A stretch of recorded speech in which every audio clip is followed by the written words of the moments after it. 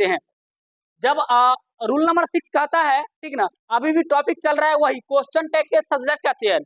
Question tag जो होगा उसका सब्जेक्ट का चयन हम लोग कैसे करेंगे, उसी चीज को हम लोग पढ़ रहे हैं, ठीक ना।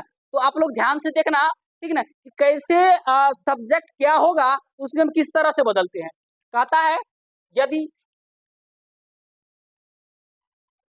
कितना डाल दी रे, हमको लगा कि डालबे नहीं की, इनका तो बहुत डाल दी।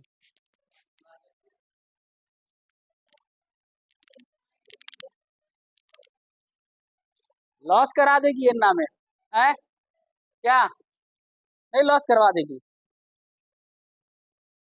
10 रुपया एक पढ़ाएंगे, 20 रुपया के लॉस हो जाएगा। हाँ,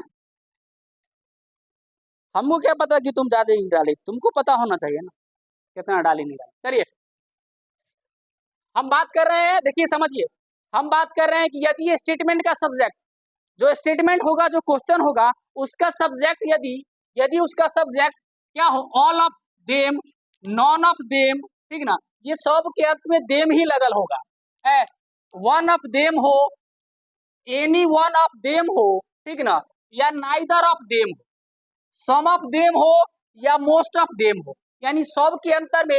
इससे पहले जो रूल पढ़े थे उसमें यू लगल था, एक बेर अस लगल था, और इस बार लगा हुआ है देम, ठीक ना, ये लगा हुआ।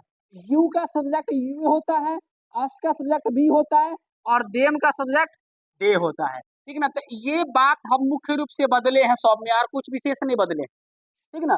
जो बात हमने बदला है वो ये बदला है, यदि देम रहे सब का सब्जेक्ट, हाँ, सब all of us, some of us, most of us, ये सब करके लास्ट में देम रहे, ठीक ना।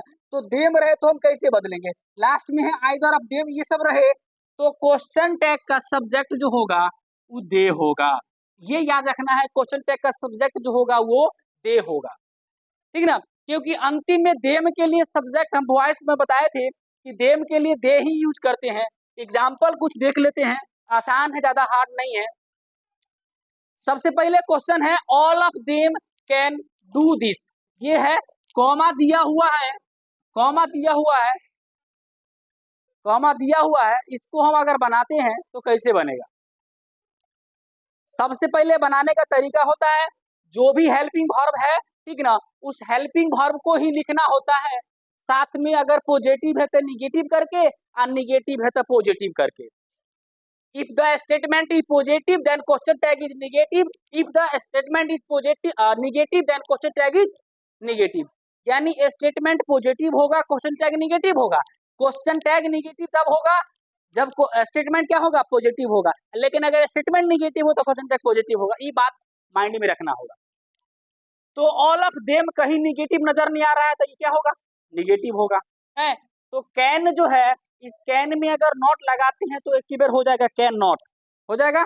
तो हम लिखेंगे सबसे पहले हेल्पिंग वर्ब के रूप में लिखेंगे कांट, लिख देंगे कांट।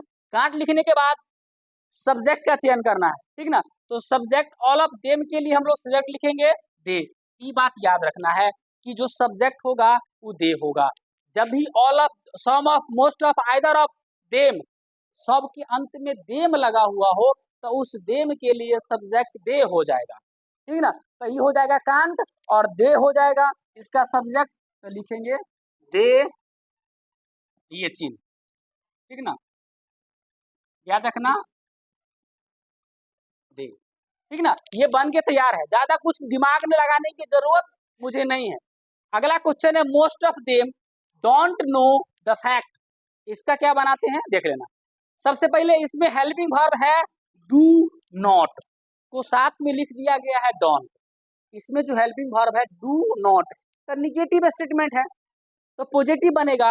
डू में नॉट लगल है तो डू में नॉट नहीं लगेगा, तो सीधे हो जाएगा डू।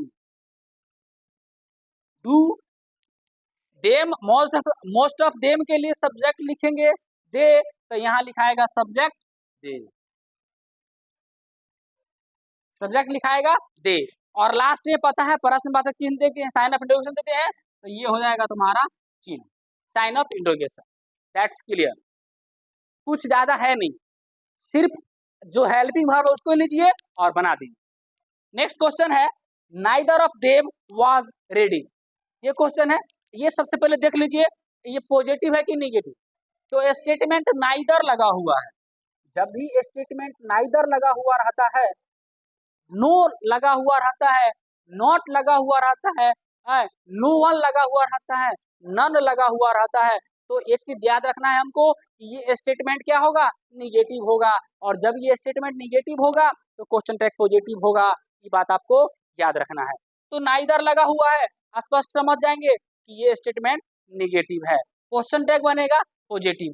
तो वॉज में नॉट नहीं जोड़ने वाले हैं इस बार, सिर्फ वॉज को वॉज ही लिखेंगे, ठीक ना। तो वॉज को वॉज लिखेंगे, कोई अंतर कुछ नहीं करना है। और नाइदर ऑफ देम के लिए सब्जेक्ट जो होगा वो दे होगा, तो वॉज और दे लिखा जाएगा ये सब्जेक्ट के तौर पर, और ये वाला चिन्ह प्रश्नवाचक चिन्ह हम दे देंगे, हमारा बन के तैयार है, ठीक ना, ये बन के तैयार है। नेक्स्ट जो हमारा क्वेश्चन है उसको देख लीजिए। नेक्स्ट क्वेश्चन है कि either of you is responsible for it, ठीक ना। आप देख लीजिए, इसमें कहीं पर भी निगेटिव स्टेटमेंट नहीं है, निगेटिव सेंटेंस नहीं, ठीक ना। तो निगेटिव नहीं है तो इज में नॉट लगेगा, निगेटिव ये बनेगा, ठीक ना। तो इज में नॉट लगाएंगे, इज में नॉट लगाएंगे तो हमारा हो जाएगा इजंट। इज में जब हम नॉट लगाएंगे तो ये हो जाएगा हमारा इजंट, इजंट हो गया। और आइदर, ओ माय गॉड, ये देम लगा दीजिए, कोई बात नहीं, डोंट माइंड, हम ध्यान ध्यान नहीं दिए क्योंकि हम तो देम वाला पढ़ रहे हैं, आइदर ऑफ देम है, ध्यान रखना आइदर ऑफ देम होगा, क्योंकि सब तो देम वाला था, एक लिखा गया होगा यू वाला, फिर भी ये बनता, ऐसा नहीं कि नहीं बनता, लेकिन हम रूल पढ़ रहे हैं देम वाला, इसीलिए उसको मिटा, ठीक ना। आप अगर बनाए होंगे तो सही बनाए होंगे, इसमें गलती नहीं है, यहाँ पर यू लिख दिए होंगे तो सही हो जाएगा, डोंट माइंड, ठीक ना। बट हमारा रूल्स ये है, इसीलिए हम इसको देम बना दिए। इजंट और देम के लिए लिखते हैं क्या, दे, तो ये दे लिख देंगे सब्जेक्ट के तौर पर, ठीक ना। ये बन गया और प्रश्नवाचक चिन्ह, ठीक ना। तो आपने देखा कि जब भी हमको स्टेटमेंट हमको बनाने के लिए दिया जाए, कोई भी स्टेटमेंट रहे, वो स्टेटमेंट ऑल ऑफ अस या सन ऑफ के लास्ट में देम लगा हुआ हो तो उसका सब्जेक्ट दे होता है, और बाकी जो पॉजिटिव है तो निगेटिव, निगेटिव है तो पॉजिटिव, इस तरह से हम इसको बना लेंगे। दैट्स क्लियर, ये आपका क्वेश्चन टैग का सब्जेक्ट का जो टॉपिक था वो क्लियर हो गया, ठीक ना। यहाँ तक की बात क्लियर है, ठीक ना। इसमें अगर कोई प्रश्न है तो आप पूछ सकते हैं जल्दी, कुछ पूछना है तो पूछ रहा था।